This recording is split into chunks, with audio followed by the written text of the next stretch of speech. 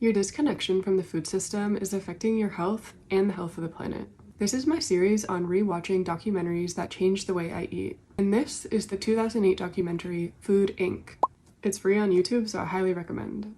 I took notes. The film highlights how the way we eat and our food systems have rapidly changed over the last few decades. It starts out discussing how there are tens of thousands of products on average in the American supermarket, and how there's no seasons. Fruits and vegetables of all kind are available all year round because they can be shipped across the world and picked early and unripe and then artificially ripened. It showcases the idyllic imagery of farming in rural America and this pastoral fantasy, when in reality, factory farms dominate the animal agricultural industry, not small farms. Farm systems have been industrialized in the same way that fast food was, with low-wage, replaceable workers, uniformity, conformity, and cheapness. The creation of large fast food chains led to large supply chains, and the top meat packing companies now dominate over 80% of the market.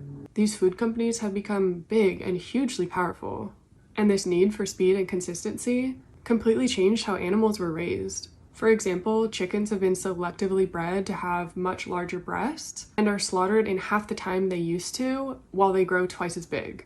There's an incentive to produce a lot more food on a smaller area of land, and so this is where you get packed in animal cages and small areas where there might not be windows and animals don't see sunlight. Additionally, the rapid growth of these animals, especially chickens, means their bones and internal organs can't always keep up and they can barely walk.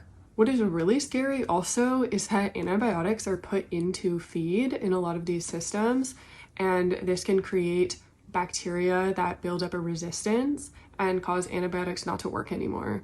There's one chicken farmer highlighted in the film who says she became resistant to all antibiotics. Companies like Tyson also changed who had ownership over the animals, so chicken farmers no longer controlled the birds themselves. This put the farmers in a really unfortunate position.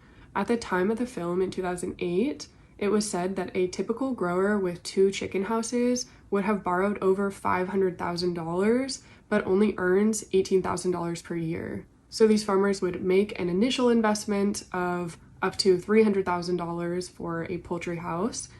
Then companies like Tyson would demand upgrades to the house, and the grower would have no choice, otherwise they'd be threatened with loss of contract.